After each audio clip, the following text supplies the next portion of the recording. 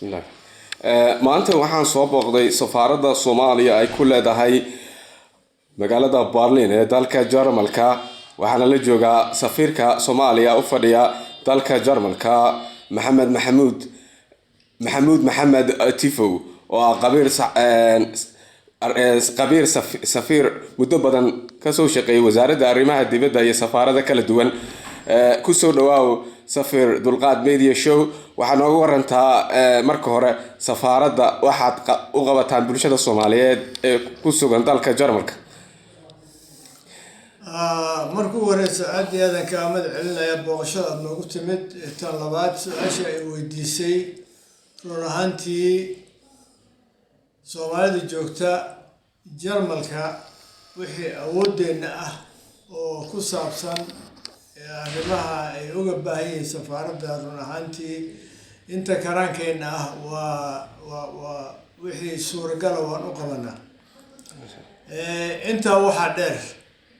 Jarmal kaliya ma aha waxaa jira wadamo kale oo ay ka mid yihiin Denmark, Norway, Finland, Sweden iyo wadamo kale oo Austria ay ka mid yihiin. inkastoo hadda dowladda Soomaaliya maanta ka gaarto ay magacaawdo safiiro cusub ay magacaawdo wadamada Scandinavian-ka intay gaartaba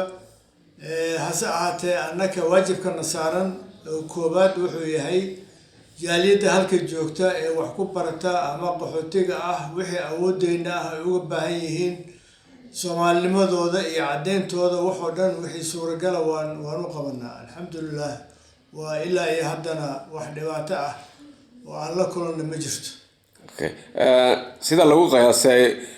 dalka Jarmalka waxaa ku nool 40 kun oo Soomaali ah. waxyaabaha ugu badan aad u qabataan maxaa ka mid ah safiir? waxyaabaha u qabano waxaa ka mid ah masalan hadda dhawaan ayaa waxaa dowladda ay keentay xagga baasaboorada ayay keentay. baasaboorradana waa u sameynaa waxaan u sameynaa waxa laala wixii ku saabsan dhalashada wixii ku saabsan waxa laala wixii ku saabsan howlaha kale dhibaatada soo gaarta gaar ahaan ama xabsi hadduu ku jiro ama qofka haddii tii ilaah u timaado waxyaabo fara badan oo runtii waajibaad naga saaran yahay Soomaalida halka joogta ayaan qabanaa. inkastoo tiri ahaan iyo sida aad sheegtay intaas 40 kun inay ka badan yihiin saas ayaan filayaa. marka wax kasta ee suuragal ah waan u qabanaa Soomaalida halka joogta ilaa iyo haddana waa ku guuleysanay inta badan sida anuka aan qabno. sidaan la soconna wadamo badan oo ku yaala Yurub waxaa ku malaha safaarado sida Scandinavian-ka oo kale dad badan oo Soomaali aan sharci ku lahayn ayaa jiro qaabkay halkan ku soo gaaraan oo weelaan fursadaas. wallahi taasi waa wax kale su'aal kale waaye kulli taba qolada ka imaanaysa Norway oo kale ama Sweden ama Denmark ama Austria sidii ku soo gaaraan kulli taba maadaama wadanka Yurub muxuu ahaa inay xuduudahooda isu furaan jireen aad iyo aad u soo galaan wax dhibaato ay kala kulmaan ma jirto.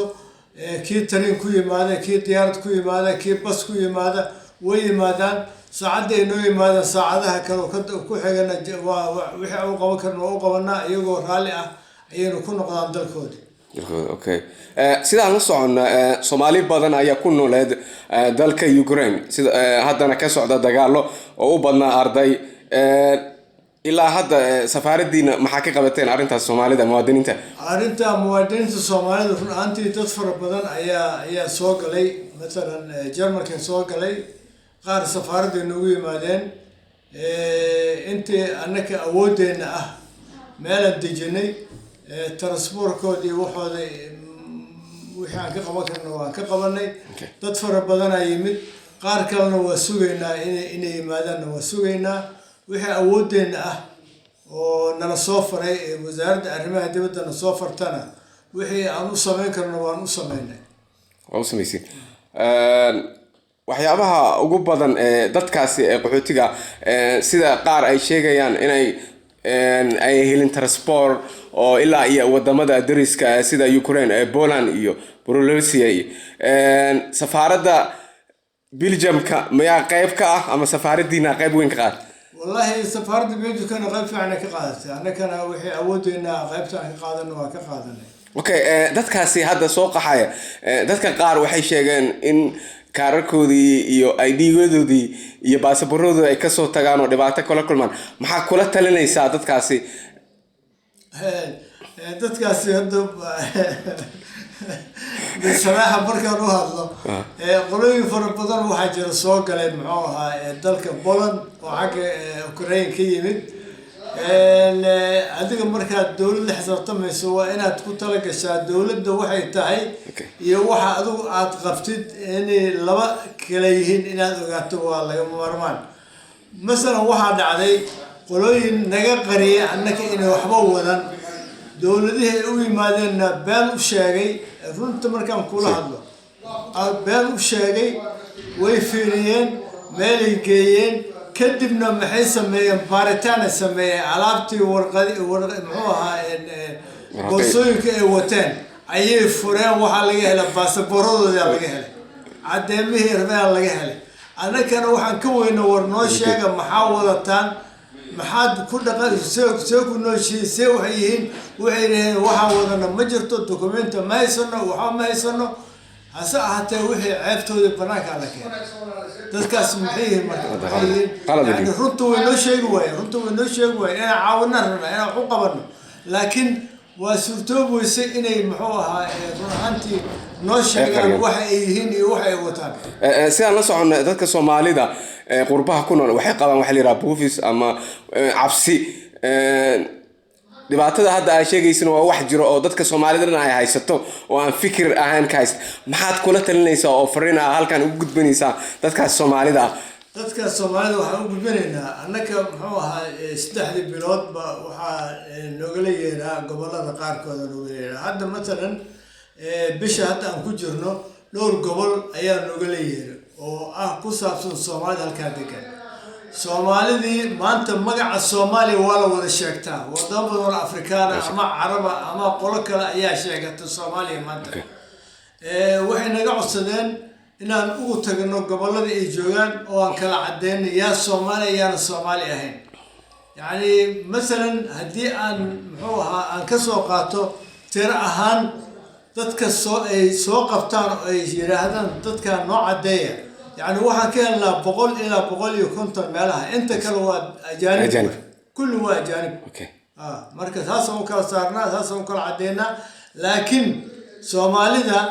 أنت بدنا وحي قبان عفسي وأنا علنا يا عفسي أي غور أنك علس شغاء كلنا مجرته أنك واحد واجب نقصاني الصومالي متاها معه قبا كرنا نوشة وعه قبا كرنا وكو قبنا علس سوما علس أنك السفارة هان ما أقولين إن سومالي ذا لعليو أنك ما أقولين مركو هروح كوي مالين هو إن قاعد تنمي كوي مالين دولة الجرمال كأما دولة هكذا سيكون رقمين أيجا لكن أنك واحد نقب هنتي ويدي قبلنا لكن واحد علة مثلا كسر قبل هذا باسبور هذا لا قاعد ماشي يعني عقلي يكفلين قف كسر يقول لي باسبور ضاقت ولا علة باسبور قادو سوماليا تاي باسبور قادو واكو علة وسفارة دكتورة مجرته دولة الجرمال كي وزارة أرمها الدبدة قاصدهان إيه أرمها الجودة وأنا شيء إنه واحد من الصومالي أنك أن أسين كرنو إلا عليو هوايرته أنك ما أقولين من يلين وأنا أقبله ما القاركود ويجران صومالي بدنا محوها إن أنت سوي كوكولستان وأنا كوكولستان ما القاركود ويجران أو وحي رهدان أنك معلين الصومالي الدوكومنت أسمية هعديان موقف كود يعني وحنا وعديه وح قرصون مجرد sidaan la soconno sanadkii 2000 sidaan filay 2019 muwaadin Soomaaliyeed oo ku noolaa sida la sheegay magaalada Darmstadt ee gobolka Haysan ee dalka Jarmalka ayaa laga celiyay Soomaali arintaas ma jirtaa والله أرنتاس وأنا كل توقف وحن ورقبنا مجرد marka hadda waxa dhaysaa Soomaalida cabsida qaba waxa heshiis oo adinka iyo dawladaha midowga Yurub idin ka dhaxay in Soomaaliya dad loo celiyo ma jiro ما جرت ما جرت عبسيداس ما جرت اوكي سوماليدا ku nool ee ka badan 40 kun qaabkee ula xiriirtaan hadii dhibaato ay ka soo gaarto dalka Jarmalka dhibaato kasto qaabkee xiriir inigu soo sameeyaan qaabkee ula xiriirtaan waxaan la soconaa inay jiraan boqolaal jaalida oo sheegtay inay Soomaalida wax u qabtaan laakiin nasiib darro ayna wax u qaban horta runta ku sheego horta Soomaalida runtii markay wax ku dhacaan gobolada ay degan yihiin ama qofka hadii TL loo timaado oo dhinto ama qofka la xiran ama qofka isdila waana soo wargeliyaan markayna soo wargeliyaan wixii awoodeena ah ama meesha ugu tagnaa ama muxuu ahaa wixii looga baahdaan dokumenti ah ama wax ku saabsan wixii xiritaanka hadii xiran yihiin iyo hadii kalaba wixii awoodeena waan u qabanaa اوكي ما جيران wax aadan awoodina ahaan oo wasaaradda arrimaha dibadda Soomaaliya muwaadiniinta Soomaalida ay ugu baahan yihiin oo niga awood badan ما سؤال ما فاهم جوابته اوكي sidaan la socona wasaaradda arrimaha dibadda Soomaaliya qaybtiina waa safaarad laakiin waxyaabo ka badan oo awoodda Soomaalida ama ay kala kulmaan mid dalalka Europe oo ay safaarad ahaan wax ka qaban karin ma jiro wasaaradda arrimaha loo gudbin karo dabcan wixii waxa ka qaban weyno annaka muxuu ahaa